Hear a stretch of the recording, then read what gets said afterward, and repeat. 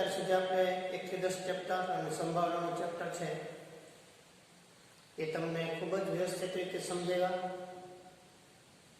હજી ફરી વખત તમને કહું કે જેટલો કોર્સ છે એ ચાલ્યો છે એનું રિવિઝન અવશ્ય કરજો. પરીક્ષા હવે તમારે લેવાશે એટલે રિવિઝન કરવું ખૂબ જ જરૂરી છે. શરૂઆતમાં જે ચલાવેલો કોર્સ હોય એનાથી શરૂ કરી અને ધીમે ધીમે બધા જ ચેપ્ટર છે એ દરરોજ થોડું થોડું તમે પુનરાવર્તન કરતા જાઓ કે જેથી કરીને તમને એની જે ખ્યાલ હોય એ તમને આવી શકે. હવે આપણે આજે રચનાનું ચેપ્ટર નંબર 11 છે એના ઉપર જવાનું છે. રચના એટલે શું? સાધનોનો ઉપયોગ કરીને આકૃતિ દોરવાની. અને આકૃતિ કેમ દોરી એ મુદ્દામાં આપણે એનું લખવાનું છે. આને આપણે રચના કહીએ.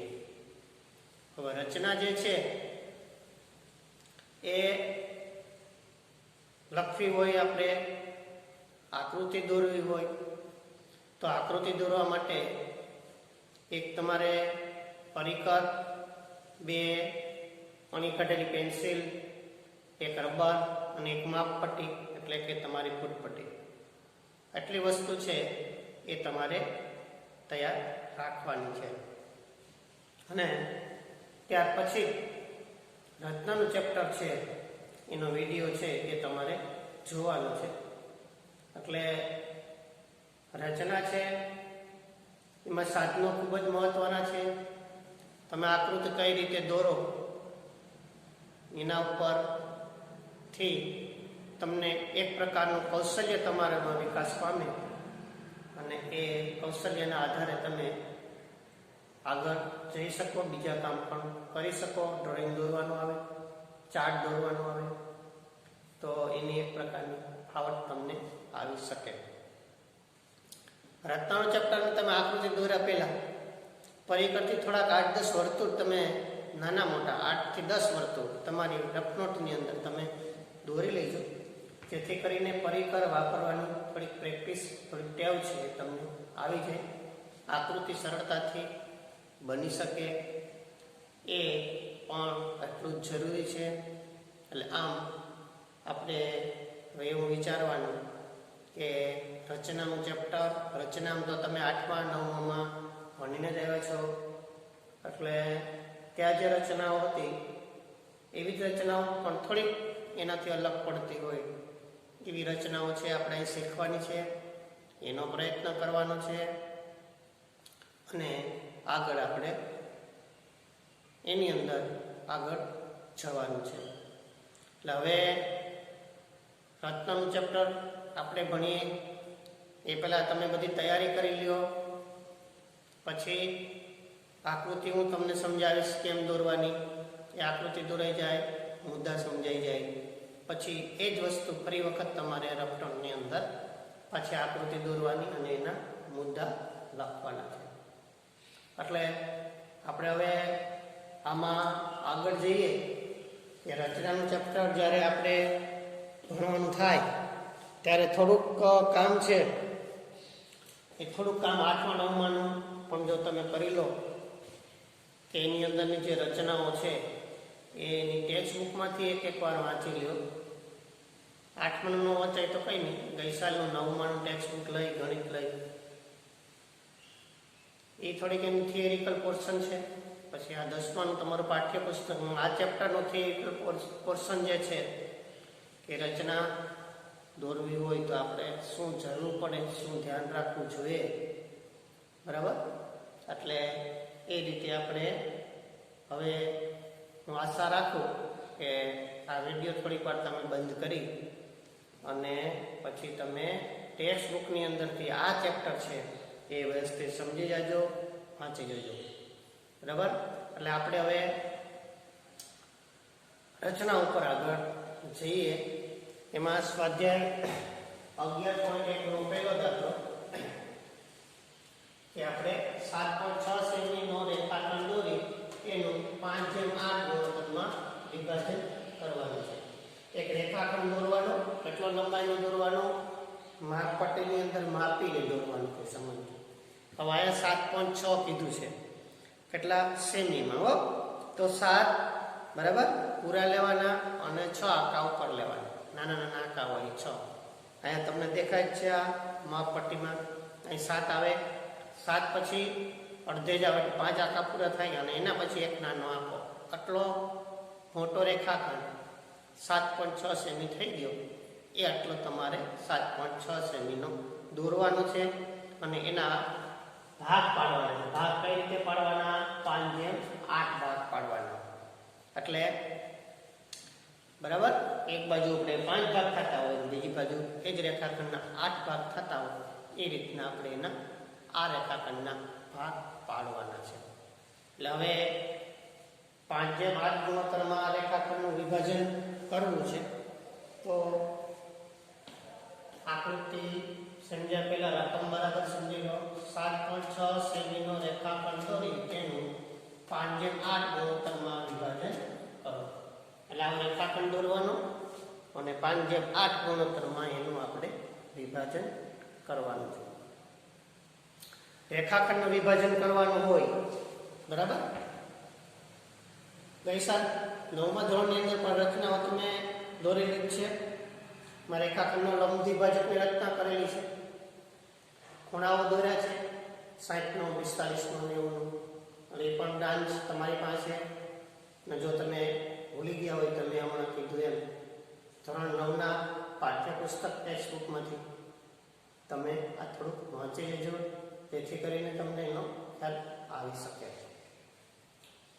7.6 સેમીનો રેખાખંડ દોરી એનું 5/8 ગુણોત્તરમાં વિભાજન કરો. હવે 7.6 એટલે આપણે માપપટ્ટીની અંદર 1 2 3 4 5 6 અને 7 અહીં છે. 7.5 છે બીજો બાજુનો મોટો લીટો અને એની પાસે એક નાનો લીટો. સમજાઈ ગયું તમને કેમ માપપટ્ટીમાં માપ લેવાનું છે? એવો આ રીતનો એક રેખાખંડ બનાવી દેવાનું તમારે. મેં મોટો લીધો એટલે તો તમને દેખાય નહીં. નામ A અને B આપી દેવાનું. એ બિંદુ એક કિરણ AX દોરી દેવાનું બરાબર. પછી અહીં જે આ ખૂણો બને એક ખૂણાનું નામ આપણે BAX એટલો જ ખૂણો અહીંયા ABY દોરવાનો છે. આ ખૂણાને એકરૂપ ખૂણો દોરવાનો છે. એકરૂપ ખૂણાની રચના છે એ તમે 9મા ધોરણની અંદર એકરૂપ ખૂણો કેમ દોરવો એ શીખી ગયા છે. એટલે આપેલ ખૂણાને એકરૂપ ખૂણો. ફરીવાર AB રેખાખંડ 7.6 સેમીનો દોરવાનો, એક AX કિરણ દોરી દેવાનું. એટલે આ ખૂણો બન્યો, કયો ખૂણો બન્યો? BAX ખૂણો બન્યો.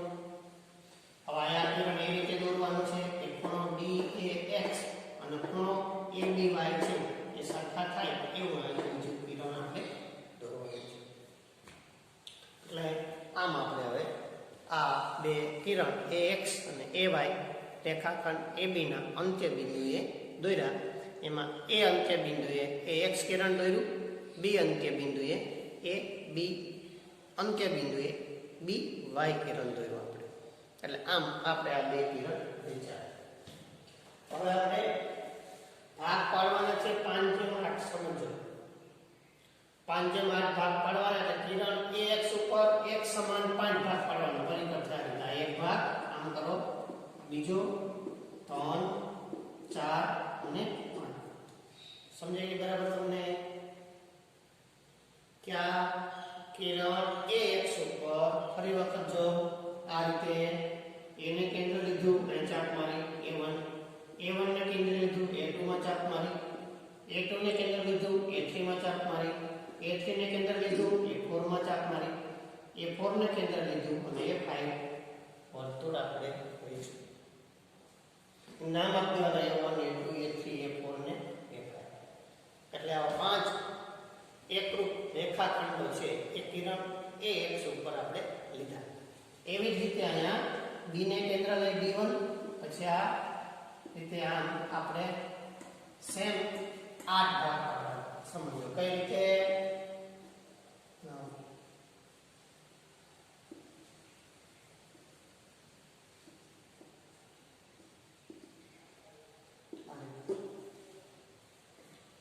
એટલે કે કિરણ બી વાયુ ઉપર આ જેટલી ત્રિજ્યા છે એટલી ત્રિજ્યા લઈને આપણે અલગ અલગ વર્તુળ દોરી અને કિરણ બી વાયુ ઉપર આવા એકરૂપ 8 રેખાખંડો બને.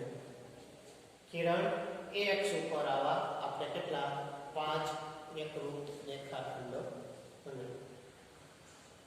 પછી આપણે B8 અને A5 ને જોડી દેવાના. B8 A5 ને જોડી દેવાના જે રેખાખંડ AB ને બિંદુ C માં છેદે. આટલું આપણે આકૃતિનું કામ કરવાનું છે. આ આપણી શું છે આકૃતિ છે. એટલે આ રીતે આપણે આકૃતિ સમજવાની છે કે એક રેખાખંડ હતો અને એ રેખાખંડનું આપણે આ રીતે વિભાજન કર્યું. હવે એના મુદ્દા લખવાના. તો AB ની સામસામેની બાજુમાં કિરણ AX અને કિરણ AY એવા દોરો કે જેથી ખૂણો BAX અને ખૂણો ABY સમાન ખૂણા થાય. મેં તમને કીધું એમ આ બે કિરણ દોર્યા, આ બે ખૂણા સમાન થયા. એવું આપણે કેમાં લખવું? મુદ્દા 1 ની અંદર લખવું. બીજો મુદ્દો, કિરણ AX પર 5 બિંદુ A1 A2 A3 A4 અને A5 અને કિરણ BY પર 8 બિંદુઓ B1 B2 B3 B4 B5 B6 B7 અને B8 ના સ્થાન એવા નક્કી કરો કે જેથી કરીને સમજવું. બરાબર. બીજો મુદ્દો બહુ અગત્યનો છે. શું કરવાનું આપણે? AX પર A1 A2 A3 A4 A5 અને BY ઉપર B1 B2 થી B8 સુધી એવા રેખાખંડ એવા સ્થાન એવા વર્તુળ દોરવાના કે જેથી કરીને શું થવું જોઈએ? A1 રેખાખંડનું માપ એના બરાબર A2 નું માપ એના બરાબર A2 A3 નું માપ એના બરાબર A3 A4 નું માપ એના બરાબર A4 A5 નું માપ એના બરાબર B1 નું માપ B1 B2 નું માપ એના બરાબર B2 B3 નું માપ એના બરાબર B3 B4 એના બરાબર B4 B5 એના બરાબર B5 B6 બરાબર B6 B7 ને એના બરાબર B7 B8 થવું જોઈએ. બરાબર. આવું આપણે રચના આકૃતિમાં કરેલું છે. એટલે એને આપણે બીજા મુદ્દા તરીકે આપણે લખ્યું છે. હવે ત્રીજો મુદ્દો, B8 A5 દોરો. B8 A5 દોરો રચો જે BC ની સીમા BC અને AB ની બરાબર જે રેખાખંડ AB ને C બિંદુમાં છેદે. એટલે આ રેખાખંડ AB ને C બિંદુમાં છેદે છે. આ રીતે મળતો બિંદુ C એ AB નું 5/8 ગુણોત્તરમાં વિભાજન કરે માટે AC જેમ CD બરાબર AC જેમ CD બરાબર 5/8 થઈ જાય.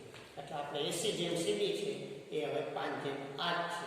એ આ રીતે આપણને મળી જતું હોય છે. એટલે આમ આપણે જે રચના કરવાની હતી એ રચના છે એ આપણે શું કર્યું? જો B8 A5 જોડ્યા એટલે એ રેખાખંડ કયો રેખાખંડ? B8 A5 એ રેખાખંડ AB ને બિંદુ C માં છેદે છે. આકૃતિમાં પણ તમને દેખાય છે. એટલે શું થયું? B8 A5 દોરો AB નું C બિંદુમાં છેદે. આ રીતે મળતું બિંદુ C એ રેખાખંડની બિંદુ 5/8 ગુણોત્તરમાં વિભાજન કરે. એટલે C બિંદુ છે. હવે આ રેખાખંડ કયો રેખાખંડ હતો? AB રેખાખંડ. AB રેખાખંડનું C બિંદુ છે એ 5/8 ગુણોત્તરમાં વિભાજન કરે. એટલે આમ આપણે હવે C બિંદુ એવું મળી ગયું. C બિંદુ આપણને એવું મળ્યું. આ C બિંદુ કે જે રેખાખંડ AB નું અહીં થાય 5 ભાગ છે, અહીં થાય અને 8 ભાગ છે. એટલે 5/8 માં C બિંદુ વિભાજન કરે માટે AC જેમ CD બરાબર 5/8 થઈ ગયું. જો પરીક્ષામાં આ રચનાની યથાર્થતા તમને પૂછે તો લખવાનું, ન પૂછે તો નથી લખવાનું. એમાં ત્રિકોણ આપણે CAA5 કયો ત્રિકોણ? CAA5 આ ત્રિકોણ. બીજો કયો ત્રિકોણ? CBB8 CBB8 આ ત્રિકોણ. આ બે ત્રિકોણમાં શું છે? તો એ બે ત્રિકોણમાં ખૂણો CAA5 અને ખૂણો CBB8 સરખા છે. કારણ કે આપણે આ આ રચના એ રીતની કરેલી છે. પછી ACFI ખૂણો ACFI ખૂણો કયો ACFI એટલે આ ખૂણો અહીંથી આ ખૂણો એ બે ખૂણા પણ કેવા થાય સરખા થાય. એટલે આ બે ત્રિકોણ એક આ ત્રિકોણ અને આ એ બે ત્રિકોણમાં આપણે સંગતતા લીધી. તો સંગતતામાં આપણે એ બે ત્રિકોણના શું કર્યું? તો સંગતતામાં આપણે એ બે ત્રિકોણના બે ખૂણા ક્યાં ક્યાં CEFI બરાબર CDH અને ACFI બરાબર BCB8 બરાબર BCB8 એ ખૂણા પણ કેવા છે સરખા છે. એટલે એ ખૂણા સરખા થાય એટલે કે આ ત્રિકોણ કયો CEFI અને CDB8 માં બે ખૂણા સરખા એટલે ટૂંકું શરત અનુસાર ત્રિકોણ CAFI સમરૂપ ત્રિકોણ CDB8 છે. એટલે આ બે ત્રિકોણ છે બે ખૂણા એકરૂપ થયા એટલે એ બે ત્રિકોણ છે સમરૂપ છે. અત્યાર સુધી ત્રિકોણનું ચેપ્ટર ચાલતું હતું ત્યારે આપણે બધા જ ત્રિકોણોમાં એકરૂપતા સંગતતા એકરૂપતા સાબિત કરી. આમાં આપણે સંગતતા સમરૂપતા લેવાની છે. સમજો બરાબર.